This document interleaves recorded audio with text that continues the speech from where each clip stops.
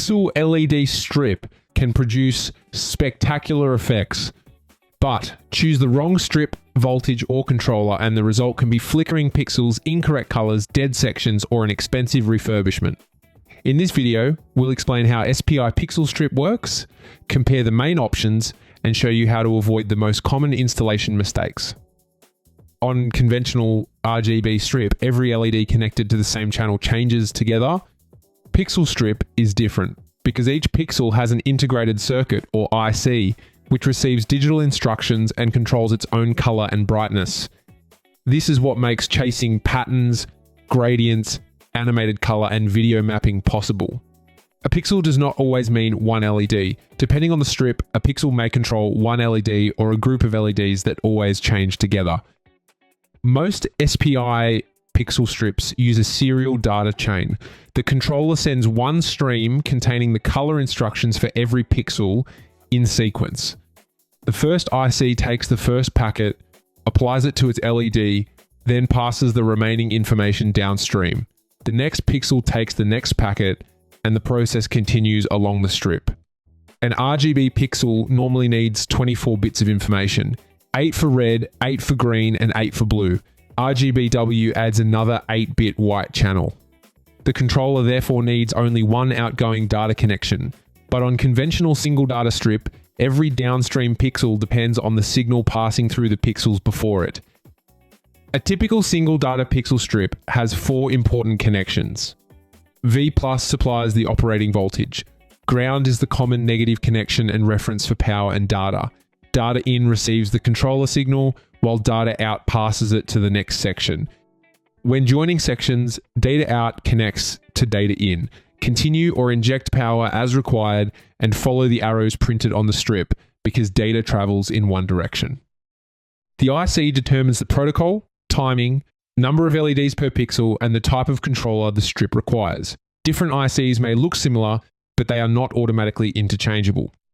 WS2812B is the familiar 5-volt pixel used in displays, props, and hobby projects. SK9822 is similar and is also available in RGBW. WS2811 is a common architectural option. It is often used on 12-volt strip, where one IC drives a group of 3 LEDs. WS2815 and WS2818 add a backup data path. So one failed pixel need not disable everything downstream. For high pixel counts and video effects, clock-based devices such as APA102 or SK9822 offer faster refresh but require a compatible controller. The practical rule is simple. Identify the IC first, then confirm the controller supports its protocol. Voltage choice has a major effect on the useful length of a pixel strip run. Flexible strip has resistance in its copper tracks. As current flows along them, voltage is lost. LEDs at the far end receive less voltage, which can cause reduced brightness, warmer color, flickering, or unreliable data. Voltage equals current multiplied by resistance. For the same power, a higher supply voltage means lower current and therefore less voltage drop. 5-volt strip suits short displays, costumes, and props, but needs frequent injection. 12 volts is a practical default for many interiors. 24 volts becomes attractive for longer runs with fewer injection points. These are design guides. Copper weight, LED density, brightness, and cable size all affect the real result. Power injection means adding V+ and ground at another point instead of supplying the whole run from one end.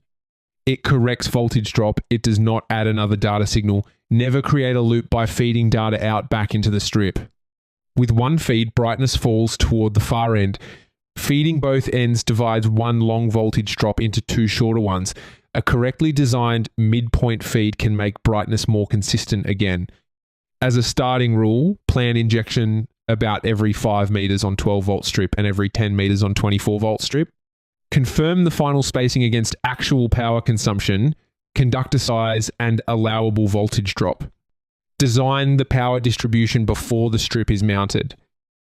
On a single data strip, a failed IC can stop the data chain. The failed pixel and every pixel after it may go dark or freeze on the last received color. Dual data strip adds a backup path, often labeled BIN. If the primary signal is interrupted, the backup can carry the same information around the break, so the rest of the run continues operating. This is valuable where access is difficult and downtime is expensive. The backup is not a return path and does not make the strip bidirectional. Both signals still travel away from the controller. Here are 5 common mistakes to check before ordering or installing pixel strip. First, do not confuse LEDs per meter with pixels per meter. 60 LEDs may mean only 20 independently controlled pixels. Second, leave power supply headroom. For continuous operation, target no more than about 80% of its rated output. Third, check the cable distance from controller to strip. SPI data is single-ended and can become unreliable over long cable. A repeater or long-distance control system may be required. Fourth, avoid mixing different IC protocols on one controller output. And fifth, cut only at the marked points. Cutting through a pixel can damage it and stop data reaching the next section. For short displays and props, 5V WS2812B or SK9822 can be practical with frequent power injection. For architectural interiors, 12V WS2811 is proven, while WS2815 or WS2818 adds breakpoint recovery. For long or large-scale installations, consider 24V strip or DMX with a more robust differential data signal. High pixel count video may benefit from clock-based SPI. The correct answer depends on run length, pixel density, protocol, installation, access, and the consequences of failure. Part 2 looks at dual data return architectures, and DMX512. For help matching the strip, controller, and power design, contact Cutter Electronics or visit cutter.com.au. If you're enjoying this content, please share, subscribe, and ring the bell for future video updates. And now, part 2, choosing the pixel strip is only the beginning. On a small display, one controller, and a short data wire may be all you need. Scale that installation across a facade, venue, or multi-zone building, and the data architecture becomes just as important as the strip itself. In part 2, we are going beyond voltage and power injection.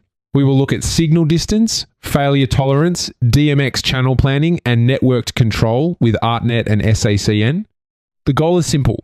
Keep the signal clean, decide how the system should behave when something fails, and build a control system that can grow without becoming impossible to service. A standard pixel chain is brilliantly simple.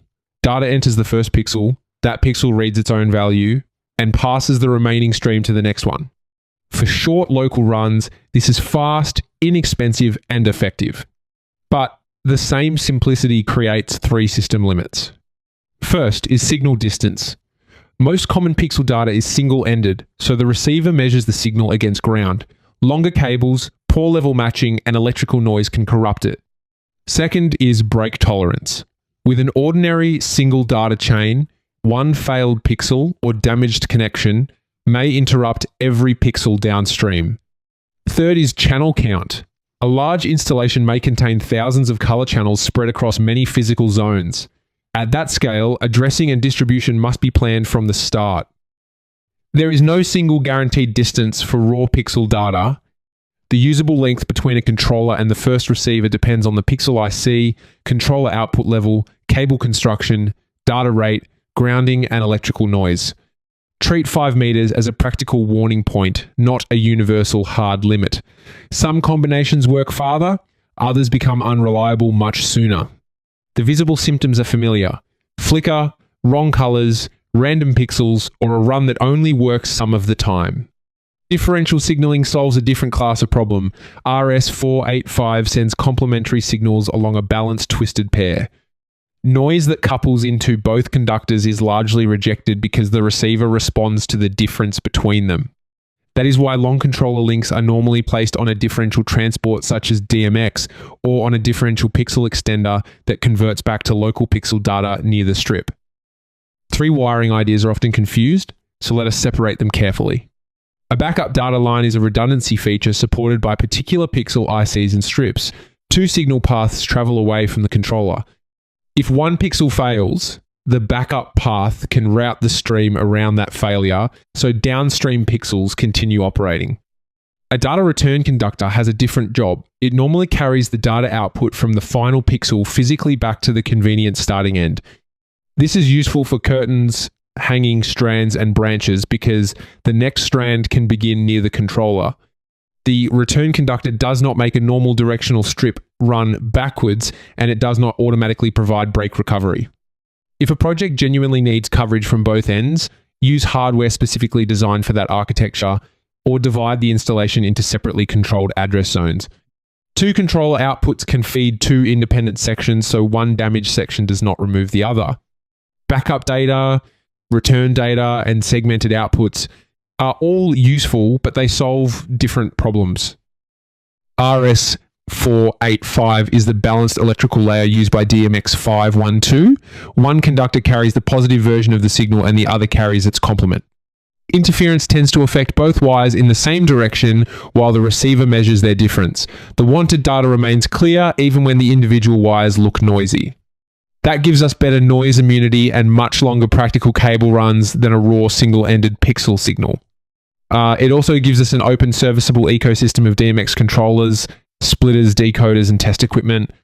Reliable RS485 still requires disciplined wiring. Use suitable balance cable, avoid star branches unless the equipment supports them, keep stubs short, maintain a sensible ground reference, and terminate the far end of the line to match the cable, commonly with 120 ohms across the data pair. DMX512 organizes controlled data into slots, often called channels. One universe provides up to 512 data slots, with each slot carrying an 8-bit value from 0 to 255.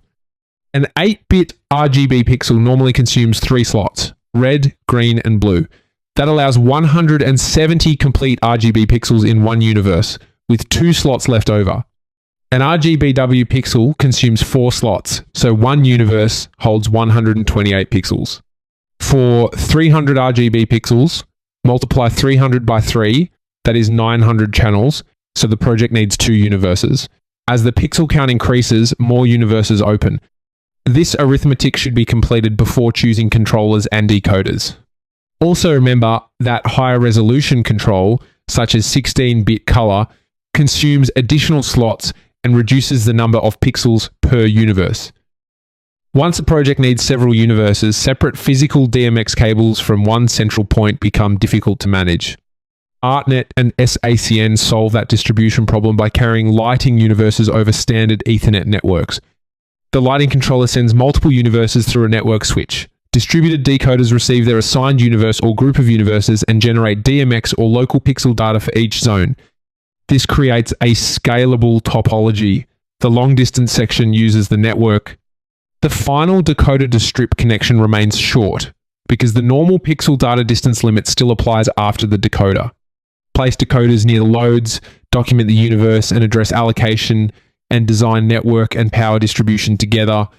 Then adding another zone means adding a decoder and an address plan, not extending a fragile raw data cable across the building. Choose the architecture by the scale and consequences of the installation. For one room with short local data runs, standard pixel control is normally the simplest answer. For a long controller to strip link, use a differential extender or move a decoder closer to the strip. If one failed pixel must not stop everything downstream, choose a supported dual data product and verify exactly how its redundancy works. Use a data return conductor when the physical layout needs the final data output brought back for another strand or branch, not as a substitute for redundancy. For a building venue or installation with many zones, use a network backbone with ArtNet or sACN and distributed decoders. Design the data path before choosing the strip. Cutter Electronics can help plan the pixel product, controller, network, decoders, and power distribution as one complete system. Visit cutter.com.au or contact our technical team to discuss the installation.